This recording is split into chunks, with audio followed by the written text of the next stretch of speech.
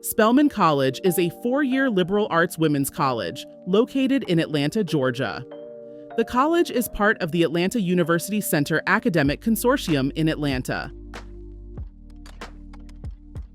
Founded in 1881 as the Atlanta Baptist Female Seminary, Spelman was the fourth historically Black female institution of higher education to receive its collegiate charter in 1924. It thus holds the distinction of being one of America's oldest historically Black colleges for women. Spelman is ranked among the nation's top liberal arts colleges and #1 among historically Black colleges in the United States by U.S. News & World Report. The college is also ranked among the top 50 four-year colleges and universities for producing Fulbright and Truman Scholars, and was ranked the second largest producer of African American college graduates who attend medical school. Spelman is consistently recognized as one of the top women's colleges in the nation.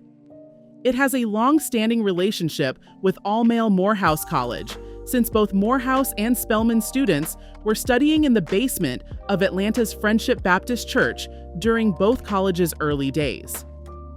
The Atlanta Baptist Female Seminary was established on April 11, 1881, by two teachers from the Oriad Institute of Worcester, Massachusetts, Harriet E. Giles and Sophia B. Packard. Giles and Packard had met while Giles was a student, and Packard the preceptress, of the New Salem Academy in New Salem, Massachusetts, and fostered a lifelong friendship there. The two of them traveled to Atlanta specifically to found a school for Black freedwomen and found support from Frank Quarles, the pastor of Friendship Baptist Church. Giles and Packard began the school with 11 African American women and $100 given to them by the First Baptist Church in Medford, Massachusetts. There was also a promise of further support from the Women's American Baptist Home Missionary Society, a group with which they were both affiliated in Boston. Although their first students were mostly illiterate, they envisioned their school to be a liberal arts institution. Over time, they attracted more and more students. By the time the first term ended, they had enrolled 80 students in the seminary. The school, which originally had 5 buildings left from a Union Civil War encampment, was still relatively close to the Atlanta church they began in. But the W. Abe Hemis made a down payment on a 9-acre site to help expand the campus and provide support for additional classrooms and residence halls. In 1882, the two women returned to Massachusetts to bid for more money and were introduced to wealthy Northern Baptist businessman John D. Rockefeller at a church conference in Ohio. Rockefeller was impressed by Packard's vision and visited the school in April 1884. By this time, the seminary had 600 students and 16 faculty members. Spelman was barely surviving on generous donations by the Black community in Atlanta, as well as the efforts of volunteer teachers and gifts from several Atlanta Black churches, philanthropists, and Black community groups. However, the school was still in debt, but Rockefeller was so impressed that he settled any and all remaining debts of the seminary. Rockefeller's wife, Laura Spelman Rockefeller, came from a family of longtime activists in the abolitionist movement. Her sister, Lucy Spelman, and their parents, Harvey Buell and Lucy Henry Spelman, were also very supportive of the school. The Spelmans' donations not only kept the school up and running, but the much-needed funds helped the school thrive. Thus, in 1884, the name of the school was changed to the Spelman Seminary, in honor of Laura Spelman and her family. Rockefeller also donated the additional funds that would be specifically used to construct the Rockefeller Hall in 1886, which still stands today as the oldest building on campus. Packard was appointed as Spelman's first president in 1888, after the charter for the seminary was granted. When Packard transitioned in 1891, Giles assumed the presidency until her own passing in 1909. In 1927, Spelman Seminary officially became Spelman College, and Florence Matilda Reed assumed the presidency in 1927. Shortly thereafter, Spelman entered into an agreement of affiliation with nearby Morehouse College and Atlanta University by chartering the Atlanta University Center in 1929. Atlanta University was to provide graduate education for students, whereas Morehouse and Spelman were responsible for the undergraduate education.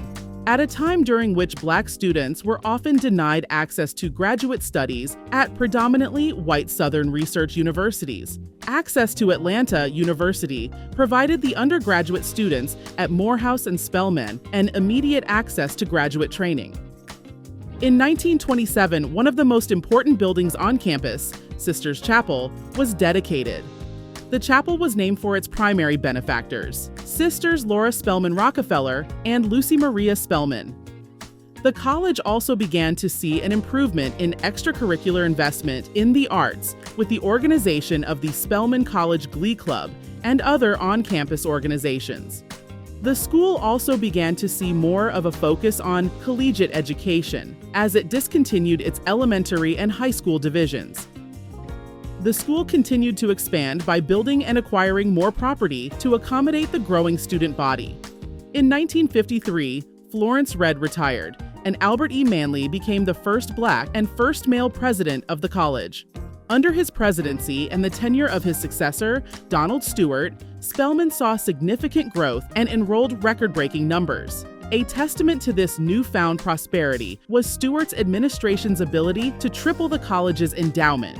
Moreover, the college received accreditation from the Southern Association of Colleges and Schools while Stewart was president in 1958. Stewart retired as college president in 1986, and the following year, Johnetta Betch Cole became the first Black female president of Spelman College. During her administration, the college became noted for its commitment to community service, as well as its ties to the local Atlanta community. Cole also led the college's most successful capital campaign, which successfully raised $114 million between 1986 and 1996. A liberal arts college, Spelman offers bachelor's degrees in more than 30 academic fields. These areas of study includes arts, sciences, psychology, computer science, economics, languages, philosophy, political science, religion, and sociology. Spelman also offers an independent major option, pre-medical programs, pre-law programs, and dual degree engineering programs with a dozen other institutions. In addition, Spelman has strategic partnerships with over 30 accredited universities to help students complete degree programs in healthcare, law, and engineering, which are not offered on campus.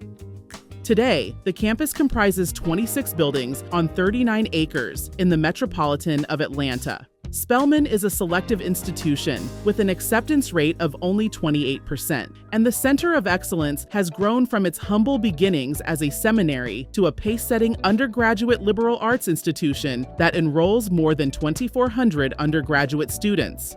And these students are from all walks of life, hailing from 45 states and 10 different foreign countries. Spelman prides itself on offering a challenging liberal arts curriculum that has prepared more than 6 generations of African American women to reach the highest levels of academic, personal, professional, and community achievement.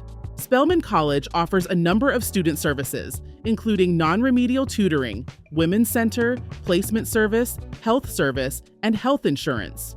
Spelman College also offers campus safety and security services like 24-hour foot and vehicle patrols, late-night transport service, 24-hour emergency telephones, controlled dormitory access, and alcohol restrictions. The student-faculty ratio at Spelman College is 11-to-1, and the school has 65% of its classes with fewer than 20 students. The most popular majors at Spelman College include psychology, biology, and healthy sciences, and political science. An indicator of student satisfaction and confidence that first-year students made the right choice is the average freshman retention rate. For Spelman, their retention rate is an impressive 89%. Spelman's current graduation rate of 76% is the highest among all HBCUs and is well above the national graduation rate of 42% for African American students. Spelman College's tuition and fees is just a little over $30,000, compared with the national average cost of tuition of $46,000. But for a holistic account of expenses that include personal expenses, books, room and board, transportation, You're looking at a net price of almost $45,000 a year to attend Spelman. But after financial aid and scholarship funds, the average Spelman student pays $34,000 a year. 1/3 of our students enter graduate or professional school immediately after college graduation, resulting in Spelman being one of the nation's leading producers of Black female medical students and doctoral candidates in science, technology, engineering, and mathematics. One of Spelman's oldest traditions are Spelmanites wearing respectable and conservative white attire to designated formal events on campus.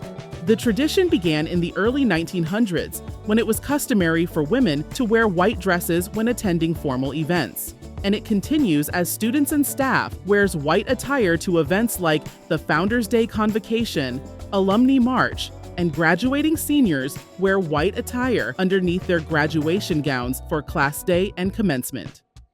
Spelman's notable alumni include the first African-American CEO of Sam's Club and Walgreens, Rosalind Brewer, Pulitzer Prize winner Alice Walker, politician Stacey Abrams, and actresses Cassie Davis, LaTanya Richardson, Adrienne Joy Johnson, Keisha Knight Pulliam, and Tati Gabrielle.